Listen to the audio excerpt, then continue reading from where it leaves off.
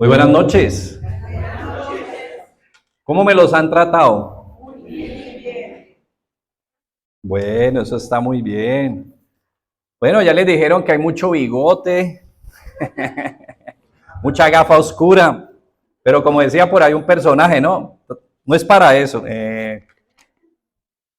Bueno, quiero invitarles para que vayamos al libro de Génesis. Vamos a meditar sucintamente en una parte, ¿no?, de este personaje, porque es un personaje cuya vida es extremadamente amplia. Prácticamente la vida de José va hilvanada con la vida de su padre, Jacob, y por lo cual pues termina siendo una vida muy amplia, porque va desde Génesis 37 hasta Génesis 50. Vamos entonces al capítulo 41. Mientras hacemos y vamos redondeando algo así de su historia. Y bueno, vamos cuadrando también el sonido, ¿no? Tranquilos, no se inquieten. Bien, resulta que pues yo creo que muchos conocemos, conocemos acerca y hemos oído acerca de la historia de José. Empieza en el capítulo 37 con la historia de Jacob. Recordaremos que eran dos hermanos y José tenía digamos, una posición privilegiada, pero también una posición, digámoslo, que había logrado, que había alcanzado como consecuencia de su gestión, digámoslo, de su obediencia y de su vocación administrativa. Su padre era quien lo tenía en cierta medida como sobreveedor, digámoslo, lo tenía como administrador o como quien de pronto hacía guardia, ¿no?, de sus hermanos, no siendo el mayor, siendo prácticamente uno de los menores, sino el penúltimo. Pero encontramos entonces que había una situación difícil entre él y sus hermanos porque, bueno, se había dado algo que no debería darse, pero se había dado. Algo que ya posteriormente veremos se había dado en la vida de su padre, el padre de Jacob. Ustedes recordarán que Jacob era hermano ¿de quién? De Esaú. ¿Y quién era el favorito de Esaú? ¿Para qué padre Esaú era su favorito? Para Isaac. ¿Y para qué padre Jacob era su favorito? Para la mamá. Pero eso no está bien. Eso no está bien. Y mire cómo eso pasó a la vida de Jacob. Y José era ¿qué? El favorito de su papá. Y eso generó enconos, intrigas, desaciertos, celos, enemistades, desencuentros. ¿Con quién? Con sus hermanos. Ustedes recordarán que posteriormente pues él tiene un sueño que sus hermanos de entrada pues es muy incómodo, es un sueño muy incómodo para ellos, pero luego viene otro sueño más incómodo todavía, porque ya no solo involucra a sus hermanos, sino también ¿a quién? A su papá y a su mamá. Y es cierto, si nosotros no supiéramos la historia de José y escuchamos ese sueño, o los dos sueños, ¿qué pensamos de José? Personaje presuntuoso, vanidoso, crecido, agrandado. Pero bueno, el tiempo y la historia pues nos permite entender que no era como nosotros pudiéramos haber pensado. Recordamos entonces que consecuencia de ese enojo, de esa animadversión que mire a los límites que puede llegar, ¿qué hicieron sus hermanos? Lo vendieron. Y ante su padre lo dieron por muerto. Posteriormente pues es llevado a Egipto, cae en gracia pues en las manos de, digámoslo, de un noble, de Potifar, ¿cierto? Ahí está, hasta que nuevamente, ¿qué acontece? Pues un lamentable desencuentro con doña Potifara, bueno, no sabemos cómo se llamaba. Y José, pues en el ánimo de su integridad, él más bien guarda distancia sobre la situación y lamentablemente, pues ustedes saben que termina ¿en dónde? En la cárcel. Pero en la cárcel nuevamente haya gracia delante ¿de quién? Del director de la cárcel. Y dice que le entrega, le encomienda y pone bajo su administración todo lo que se hacía ahí en esa cárcel. Y estando ahí, pues viene el copero, viene el panadero de Faraón. Finalmente él pone, ¿cierto?, en cuestión o pone en situación unos sueños que ellos tienen, quedan claros. uno es restituido, el otro lamentablemente pues pierde la vida. Y finalmente, luego que es restituido el copero, ¿qué le dice José? Que cuando ascienda, se acuerde de él. Y efectivamente no se acordó de él. Ingrato como el corazón humano, ¿no? Así somos. No se acordó. Pero aquí vemos pues parte, digámoslo, el trasfondo teológico, ¿no? Dentro de la vida de José, primero pues es la manera como Dios le usó, primero para llevarles a Egipto, para introducirlos en Egipto, para juzgar a Egipto y luego para salvar al pueblo de la hambruna, ¿no? Y entendemos y vemos dentro del trasfondo teológico de la historia de José también, pues lo que es el preordenamiento de Dios, el preordenamiento divino. Asimismo lo dice Romanos 8, 29, dice que Dios a los que conoció, dice, a los que conoció, los llamó. Ese es el preordenamiento. Dios nos conocía desde antes. Nosotros no aparecimos ahí en un bingo dentro de la iglesia del Señor. Dice Hechos 20:28, que nosotros fuimos ganados por medio de la sangre de Jesucristo. Entonces, no es algo al azar, no es un tema de Big Bang, no es un tema de aleatorio, sino que Dios nos conocía de antemano. Y eso queda en evidencia ¿en dónde? Pues en parte de la historia de ¿quién? De José. ¿Cómo todo fue qué? Preordenado, para que finalmente él dijera en el capítulo 50, versículo 20, ¿recuerdan? Cuando sus hermanos estaban intimidados porque murió su papá, asustados, pensando que él se iba a desquitar de ellos, ¿qué entendió José? El preordenamiento de Dios. Llegó y dijo, lo que ustedes pensaron en mal para mí, Dios lo tomó para bien. Pero ese no es el punto que vamos a tratar, eso fue si digamos así, una especie de síntesis más o menos de lo que es la vida de José, pero nos vamos a detener en un pequeño aspecto para meditar en él concretamente, porque como les digo, es una historia extremadamente larga, pero vale la pena que meditemos en este punto que traigo hoy en atención en el capítulo 41, y es los nombres que él le puso a sus hijos. Dos nombres muy especiales, que quiero traerlos a relación hoy que estamos celebrando pues el Día del Hombre, traerlos a relación como un elemento importante dentro de la vida de José, como un varón de Dios, pero también como parte de la lección, de algo que él nos deja, un legado que él nos va dejando a través del nombre de cada uno de estos hijos. Él va sentando parte de la obra y va sentando también parte del conocimiento y parte de lo que él iba entendiendo acerca de la obra de Dios. Por eso en el capítulo 41 dice que aconteció que pasado 2 años tuvo Faraón un sueño. Bueno, ya sabemos todo lo que aconteció, no nos vamos a detener, ya lo leímos bastante. Y dice entonces en el versículo 50, y nacieron a José 2 hijos antes que viniese el primer año del hambre, los cuales le dio a luz a Senat, hija de Potifera, sacerdote de On.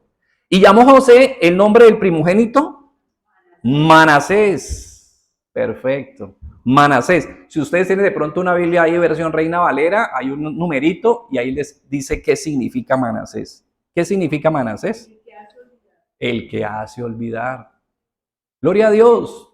Mire, recordemos que ¿por qué Jacob no había ido a buscar a José a Egipto? Perfecto. José sabía que su papá pensaba que estaba muerto. ¿Qué pensaba entonces José si su papá no había ido a buscarlo? Mire ahí la confusión que había en José, porque él no sabía que su papá no sabía. Discúlpeme la reiteración. Él pensaba que de pronto su papá o alguno le puso en contexto, mire, lo vendimos y él estaría esperando ¿qué? Que mi papá venga. Por lo menos que alguien diga, mira, por allá hay un señor que está buscando un hijo perdido. Pero nunca aconteció. ¿Cuántas noches se acostó José pensando? Yo no era el favorito de papá. ¿Y qué pasó con mi papá? Y ustedes saben que una cosa es, pues, usted sabe que dice que la letra lo puede todo. Pero una cosa es vivir el día a día, lejos de la casa, vendido a un personaje ajeno. Y uno dice, no, pero llegó a la casa de Potifar y pues era cierta parte de la nobleza, digámoslo así, o era un hombre prestante. Pero ¿era qué? Era un hombre que fue vendido, era un esclavo. Y el día a día de uno como esclavo, después de haber sido uno, ¿qué? Hijo consentido de su papá. ¿Y luego va a dónde? Ascendió a la cárcel. Y entonces uno dice, no, pero es que halló gracia con el director de la cárcel, o con el administrador de la cárcel, o con el jefe de la cárcel. Y entonces, pero otra cosa es que el día a día en esa cárcel. Una cosa es una cosa, otra cosa es otra cosa. Pero digo, el papel lo puede todo, uno lee, ay, tan bonito, pero usted sabe lo que es el día a día. Uno, por ejemplo, algo muy básico. Yo no sé si a usted, a alguno de ustedes se le ha encarnado una uña o le ha salido un uñero. ¿Usted sabe lo que es el día a día con un uñero? Y eso no dura más de 3, bueno, le puede durar una semana, si se le complica que le dure 2 semanas. Pero con antibióticos se puede ir. Pero usted sabe lo que es uno sufrir y sufrir emocionalmente día y día y día, sin conocer el día que se iba a acabar ese sufrimiento. Exacto. Y luego uno dice, pero ya ahorita llegó la gloria, llegaron los gozosos, estaban de Faraón. ¿Pero esa era su casa? ¿Ese era su pueblo? ¿Esa era su nación? ¿Esa era su cultura? No. Entonces, gloria a Dios porque hermosamente José, en vez de llenarse de motivos, en vez de llenarse, digámoslo, de situaciones que pudieran haber frenado su vida, su crecimiento, su desarrollo espiritual, su concepto, aún su carácter como persona, haber dañado su manera de ser, su ética como persona, lo que había aprendido, lo poco, porque era muy poco todavía lo que se entendía acerca de Dios, pero que había aprendido rudimentariamente de su padre, que lo había aprendido de su abuelo y que lo había aprendido de su bisabuelo, Abraham. No renunció a ello, sino que al contrario, ¿qué entendió él? Que si finalmente papá nunca vino, ¿qué había que hacer? Lo que queda atrás, hay que dejarlo atrás. Hay que dejarlo atrás. ¿Se acuerdan en estos días que estuvimos estudiando Elías? Cada vez que le preguntaba a Dios, Elías, ¿qué haces? No, que mire, que nos van a matar, yo soy el último que he quedado, todo el mundo me quiere matar, nadie me quiere, voy a comerme otro gusanito. Ven, eso era una cosa desesperante. Y él volvía y lo repetía, y volvía y lo repetía, volvía y lo repetía, porque ¿qué era lo que dominaba su corazón? Esa situación. Pero finalmente, ¿qué hizo José? José entendió que si él no cortaba, pues vean, pocas palabras, si él no empezaba de nuevo, nada iba a pasar. Por eso, muy importante lo que nos enseña el Señor Jesús en Juan 3:3. Hay que empezar de nuevo, porque hay que nacer de nuevo. Si uno no nace de nuevo, no pasa nada. Si uno no parte desde ahora para adelante, no sucede nada. Segunda de Corintios 5:17, por eso nos recuerda, si alguno está en Cristo,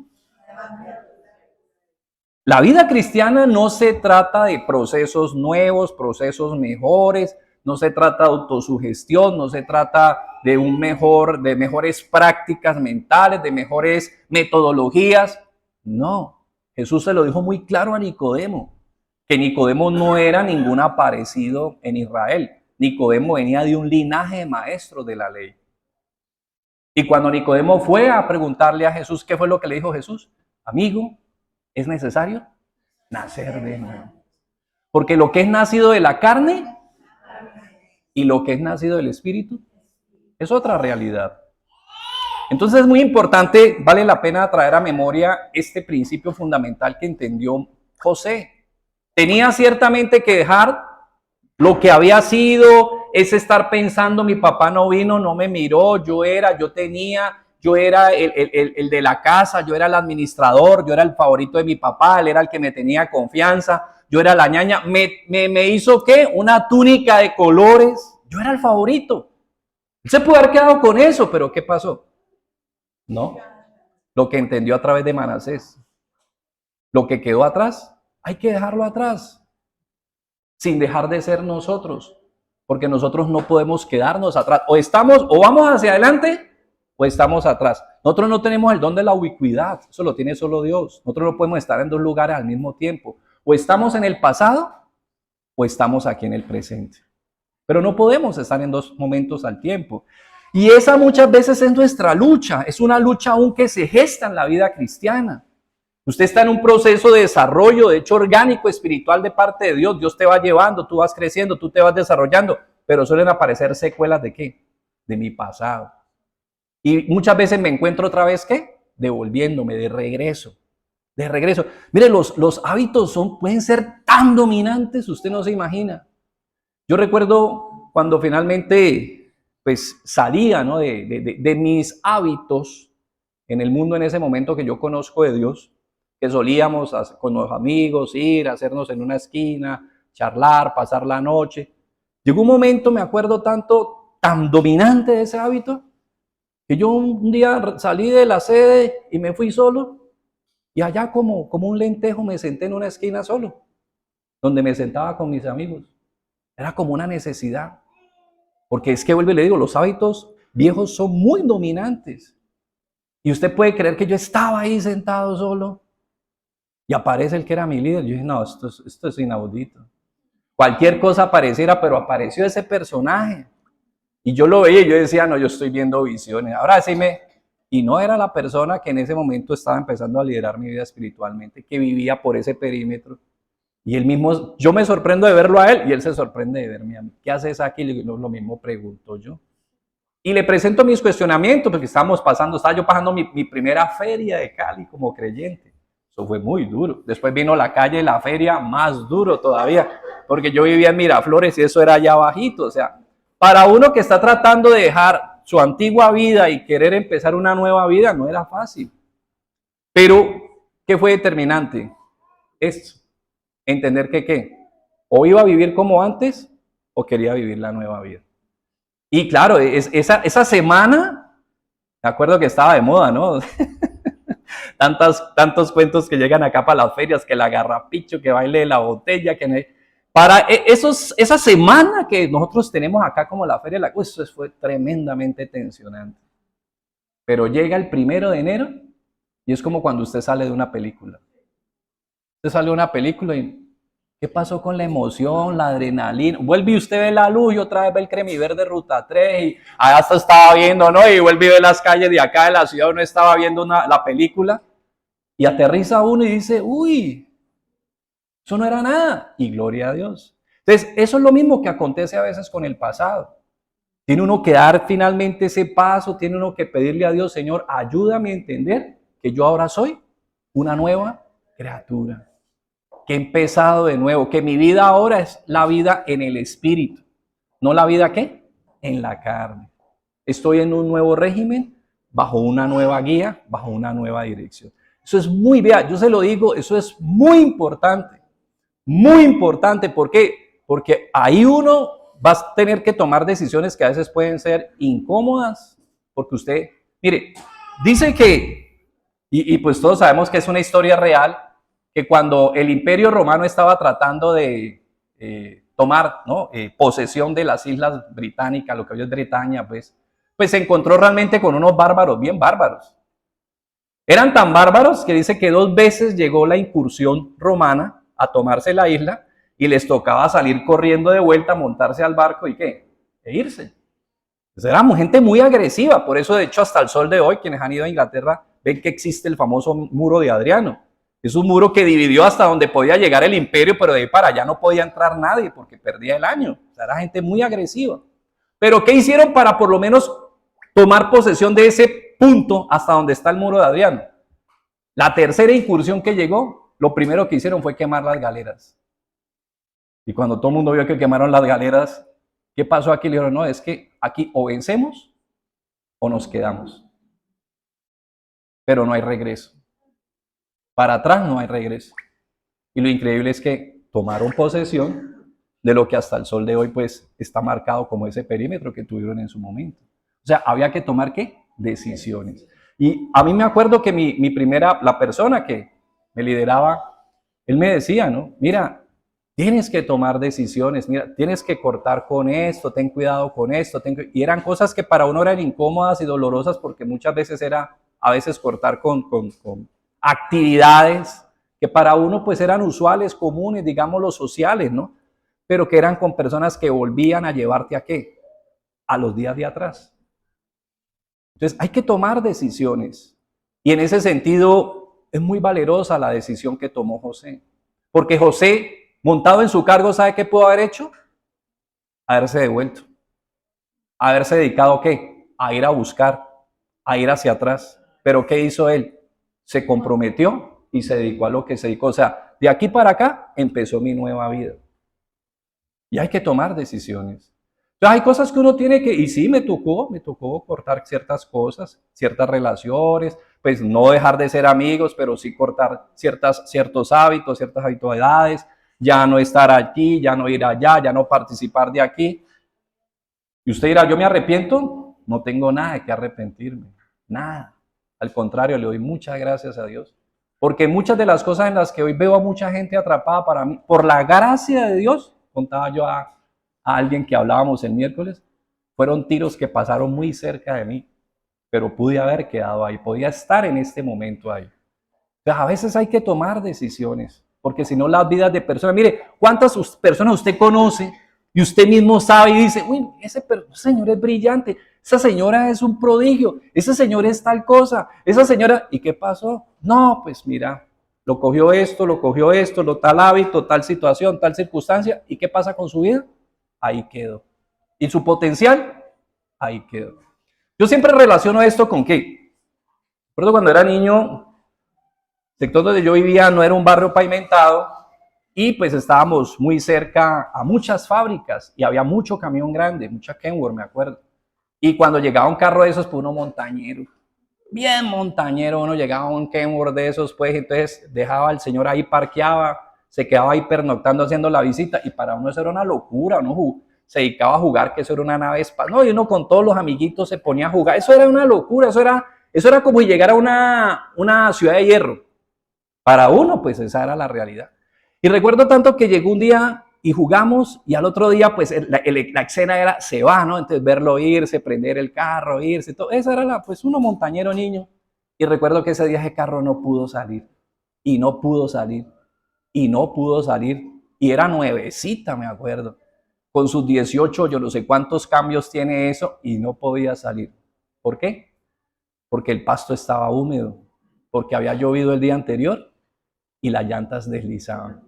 Y tenía nuevecito el camión, tenía toda la potencia del motor, tenía todo estaba habilitado, pero no podía salir de ahí. ¿Por qué? Porque técnicamente estaba empantanado. Y muchas vidas están así en este momento. Usted los ve brillantes, talentosos, increíbles con su potencial, pero ¿qué? Están empantanados. Están metidos en un detalle que patinan y patinan y patinan y patinan y no se puede salir. Y yo se lo digo porque sé algo de eso. Hemos vivido algo de eso, hemos pasado por algo de eso, que uno vuelve a lo mismo. ¿Cómo dice el dicho popular? Discúlpeme, vaca ladrona, pero lo saben todos, ¿no? Es una realidad. Entonces, primer nombre del hijo de José, hermosa lección, determinante lección, decisiva lección. Lo que quedó atrás, quedó atrás. O como lo dijo la canción popular, lo que pasó, ¿sí o no? Y sigue el siguiente. Dice, y llamó el nombre del segundo Efraín. ¿Y qué significa Efraín? Fructífero. ¿Dónde fructificó? Donde fue afligido. Él no fructificó donde todos se lo pusieron en bandeja de papaya. En bandeja de plata, perdón, dice que en bandeja de papaya, no conozco esa bandeja. En bandeja de plata. Él no fructificó donde le pusieron las cosas en bandeja de plata. Él fructificó donde ¿qué? Donde había aflicción. Y usted revisa muchas veces su vida y grandes lecciones, grandes talentos, grandes competencias de su vida se han desarrollado como consecuencia de ¿qué? De que hubo aflicción en su vida. Increíble, porque la aflicción, obvio, nos puede dañar, nos puede destruir. Veíamos hace 8 días cuando la parábola del sembrador dice que aquel que fue sembrado en tierra no profunda, o sea, en tierra pedregosa, al no hacer raíz, dice que cuando viene el sol, ¿qué pasa? Se seca. Esos son aquellos que cuando vienen las tribulaciones, se pierden. La tribulación nos puede echar a perder, pero también ¿qué? Trae grandes bendiciones para nuestra vida. Porque a la final terminamos creciendo a través de ellos. ¿No lo dijo José? 50-20. Génesis 50-20. Vosotros pensasteis mal contra mí, mas Dios, ¿quién lo hizo? Dios. Porque es que el que te pone la zancadilla te la pones ¿para qué? Para verte caer. Pero Dios, ¿para qué usa esa zancadilla? Para hacerte un bien. Y uno dice, mire, dicen que Sor Teresa, la famosa, o Teresa de Ávila creo que es, famosa santa, pues, era una mujer de mucha oración. Dice que en esa época andaban era en carrozas con caballos, y dice que llegó y paró la carroza, se fue a bajar de la carroza y se resbaló porque todo eso estaba fangoso y cayó de bruces en un pantanal. ¿Se imagina con todo ese atuendo y ¡pah! Cayó en ese barrialero? Y se levanta esa mujer y mira para el cielo y dice, Señor, si así tratas a tus queridos, por eso es que tienes tan pocos amigos. Entonces Dios no es que nos ponga la zancadilla o no permite que la zancadilla llegue para hacerme daño. Al contrario, muchas veces muchas veces Él lo permite es porque esa situación va por fin a sacar algo que yo me resisto a sacar de mi vida. O algo que yo me resisto a hacer, o algo que yo me resisto a poner en proceso, en acción. O que yo no entiendo que está en mí y la necesidad me lleva a hacerlo y empiezo uno a ¿qué? A descubrir que podía hacerlo. Dice un adagio popular que nadie sabe qué altura tiene hasta que se pone de pie. Y así, hasta que no vienen las exigencias, hasta que no vienen los desafíos, hasta que no vienen las necesidades, de hecho, pues no vayamos lejos. La vida conyugal. Usted sabe que cuando la necesidad empieza a tocar por la puerta, ¿qué hace el amor? Abre la ventana y ¡yum! El primero que se va. Pero ahí es donde nos medimos. Pero también cuando pasamos, ¿qué decimos? ¿Quién estuvo conmigo ahí? ¿Quién estuvo conmigo? ¿Quién me acompañó en el tiempo de la aflicción, en el tiempo del quebranto? Porque a veces tenemos muchas diferencias con la familia y mire, con los que más nos mostramos los dientes es ¿con quién? Con la familia. Pero a la final de los problemas, de las vicisitudes, de las adversidades, de las contingencias, de los reveses, de todas las situaciones difíciles y de todo, cuando revisamos quiénes quedan a lo último con uno, ahí está tu cónyuge, están tus hijos, están tus hermanos, está tu familia. Entonces, gloria a Dios, porque en el caso de Manasés y en el caso de Efraín, vamos a Juan 12, el Señor Jesús nos enseña que muchas veces estamos viviendo procesos de quebranto y de aflicción, no necesariamente, y puede ser, como alguien contestaba una pregunta, ¿no? ¿Cómo uno distingue cuando la aflicción es consecuencia del pecado o la aflicción es consecuencia del proceso de Dios? Pues decía la conciencia, ¿no? La conciencia le puede hacer ver a uno si es uno el origen o es otro. Pero ¿qué es lo importante? Que por una causa o por la otra, la aflicción traerá bendición a tu vida. Y dice Juan 12, que Jesús dice en el versículo 23, dice, Jesús respondió diciendo, ha llegado la hora para que el Hijo del Hombre sea glorificado. De cierto os digo que si el grano de trigo no cae en la tierra y muere, ¿qué pasa? Pero si muere, el que ama su vida la perderá y el que aborrece su vida en este mundo para vida eterna, la guardará. Si alguno me sirve, sígame, y donde yo estuviere, allí también estará mi servidor. Si alguno me sirviere, mi Padre. Mire, muchas veces estamos en ciertos procesos de aflicción y de quebranto, no porque Dios no nos quiera, sino porque hay necesidad de ¿qué? De morir a ciertas cosas.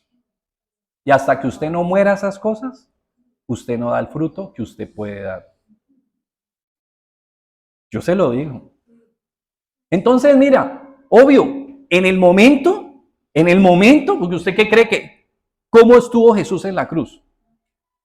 ¿Usted qué cree que en el momento que Jesús decía ahí en la cruz mientras era afligido? No, tranquilo, esto no es nada. No, a él le dolía. Él sufría, él se quebrantaba. ¿Por qué estuvo en Getsemaní la madrugada orando? Porque tenía miedo, porque era muy duro lo que tenía que pasar y fue muy duro todo lo que pasó. Pero finalmente fue sepultado, resucitó y dio fruto. Para darnos ejemplo, ¿quién? A cada uno de nosotros. A nosotros ya no nos toca hacer lo que vivió Jesús porque solo uno lo podía hacer y ya lo hizo. Solo uno lo podía alcanzar y ya lo alcanzó. Solo a uno le correspondía hacerlo y ya lo cumplió. Pero nos ha dejado un ejemplo para que aprendamos que hay muchos procesos en los que nosotros sentimos que ¿qué? Ya no damos más. Ya no damos más. Pero ¿qué nos recuerda Jesús? Que al final, cuando ya nosotros digamos, hombre, aquí ya no quedó ni olor a gladiolo, entonces daremos fruto y seremos transformados.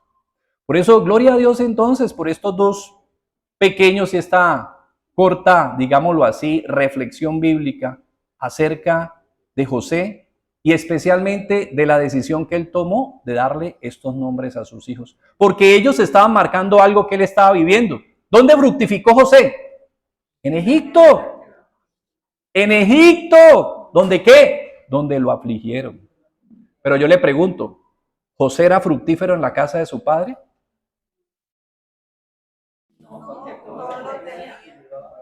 Pero daba fruto de su persona, de su ejemplo, de su labor. Sí, exacto, exacto. Él hacía lo que correspondía, pero también luego en la aflicción, ¿qué? También dio fruto. ¿Por qué? Uno fructifica de acuerdo a qué? A su naturaleza. Mire, usted ve que él en la casa de su padre le ayudaba en la administración.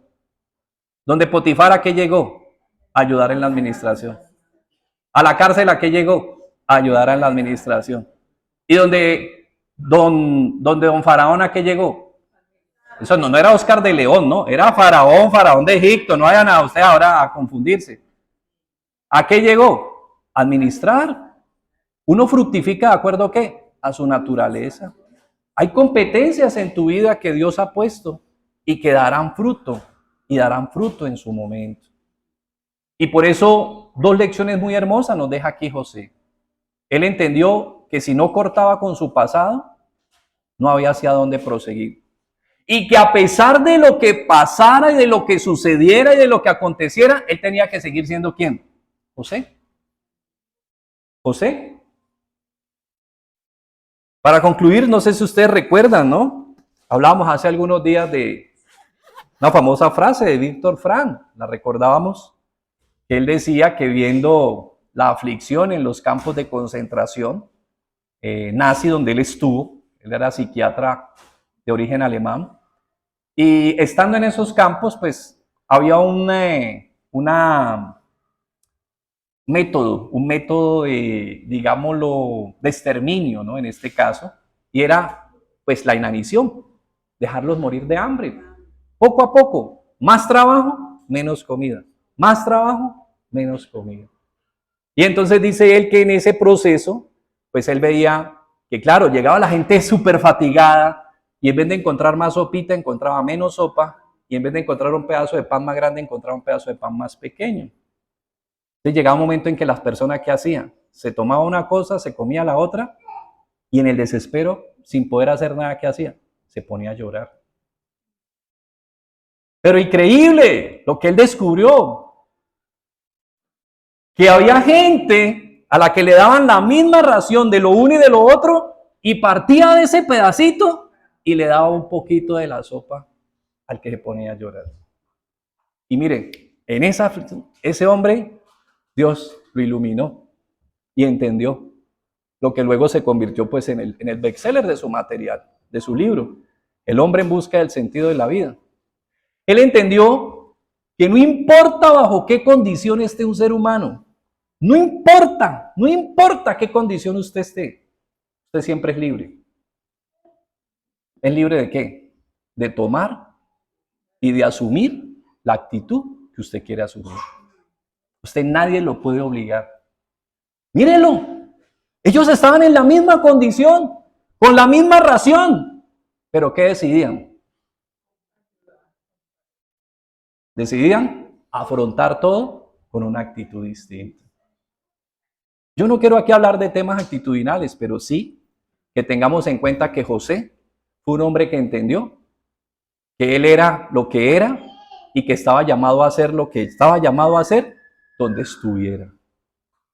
Porque siempre nos condicionamos, ¿por qué? No, es que usted no sabe de qué barrio, de dónde soy, de dónde nací, es que a mí me tocó, es que yo viví. Claro, hay muchísimas historias. No, y hay historias que uno no termina de creer que sean reales. Eso es total. Pero, ¿qué entendió José? ¿Qué había que hacer con eso? Eso tiene que quedar allá. Y donde usted esté, dé lo que usted sabe dar. Provea lo que usted sabe proveer y sea lo que usted es. Y usted fructificará. Y nadie está diciendo que usted tenga, porque es que esa es la otra, ¿no? Que si usted entonces no es como el señor Zuckerberg, que a los 20 años, yo no sé cuántos años, a los 18 años ya tenía, entonces usted no cuenta en la vida. Yo me pregunto, el día que el señor, a no ser que haga lo mismo que el señor Walt Disney, ¿no? Ustedes saben que el señor Walt Disney en ese momento está ¿dónde? En una cámara, pues él no, su cuerpo está en una cámara de criogenización, porque él está esperando el día que descubran, bueno, él no, a su cuerpo lo dejó esperando el día que descubran cómo vencer la muerte. Eso es real, ¿no? Eso es real. Él está esperando eso. Él cree que por dejar el cuerpo ahí, él se quedó ahí. Ahí está un estuche, pero él ya no está ahí. Dios quiera que obviamente esté en un buen lugar, esté en el lugar correcto, pero pues si está con la esperanza de que van a encontrar cómo vencer la muerte, pues yo creo que él no encontró realmente a quien tiene la resurrección. Bueno, no quiero especular ni ser juez de nadie, solo que hay gente que está todavía con esa expectativa. Hay quienes creen y pueden esperar o se meten en esa idea o están en esa película. Pero lo cierto entonces, caso contrario, es que, pues, como entendió muy bien José, lo que nos corresponde a nosotros de la mano de Dios es entender la importancia de haber nacido de nuevo y la importancia de caminar con Dios y fructificar en medio de cualquier vicisitud, de cualquier adversidad y de cualquier contingencia. Porque en el Señor siempre seremos fructíferos. Juan 15:5 dice, separados de mí. Así que si nosotros permanecemos en el Señor, tarde que temprano, ¿qué? Daremos el respectivo fruto. Bueno, vamos a orar y vamos a darle gracias a Dios en este tiempo. Gracias pues por esta pequeña luz que nos deja José, enseñándonos algunos afectos, algunos entendimientos acerca de nuestro Dios, de su naturaleza, de su proceder, pero también para que nosotros tomemos decisiones y descansemos en el Señor. Bendito Padre, queremos darte muchas gracias, Señor, en este día especial. Queremos agradecerte por esta bonita oportunidad que nos regalas en este día especial de poder tributar, de poder honrar, de poder homenajear de manera respetuosa y responsable, teniendo en cuenta, Señor, que cada hombre como cada mujer portamos tu imagen. Eso es lo que nos enseña tu palabra. Hoy queremos, Padre fiel, habiendo traído a reflexión la vida de José, poner delante de tu altar y a consideración, Señor, nuestra vida y nuestro corazón en esta noche.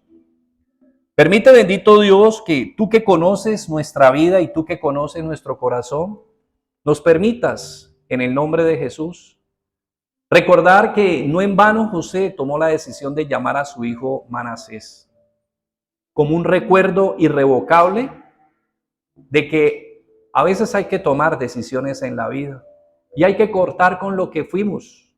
Lo que fuimos se fue. Lo que fue ya no es. Lo que ya no es, no cuenta en este momento. Permítenos entonces, caso contrario, Señor, reflexionar que hoy, este sábado, a esta hora, estamos vivos, Señor. Y contamos con tu guía, con tu dirección, con tu enseñanza. Y si hemos tomado la decisión correcta, con tu presencia en nosotros. Por tanto, Padre fiel, como lo dice el Señor en Romanos 8:31, O por lo menos como nos lo enseña Pablo a través de la voz del Espíritu Santo acerca de Dios. Si Dios es por nosotros, ¿quién contra nosotros, Señor? Permítenos empezar de nuevo, Señor, como lo hizo José en la casa de Potifar, como lo hizo José en la cárcel y como lo hizo José en la casa de Faraón, Señor.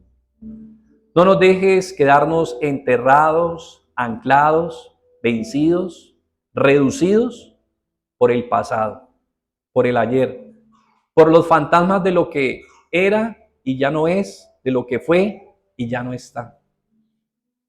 De lo que vivimos, pero gloria a Dios, ya no, Señor. Ahora estamos en Cristo Jesús. Si tú estás en Cristo Jesús, tú tienes una nueva posición frente a la vida. Tú eres nueva criatura. Y esas cosas antiguas, dañinas, nocivas, destructivas, que dañaban tu vida y tu corazón, ya se han ido, dice el Señor. Ya se han ido. De igual manera, Espíritu Santo, gracias porque tú nos permites entender y recordar que no importa el momento de crisis, ni el momento de necesidad, ni el momento de quebranto, ni el momento de tribulación, tú nos has llamado a fructificar. Porque no somos nosotros, eres tú a través de nosotros.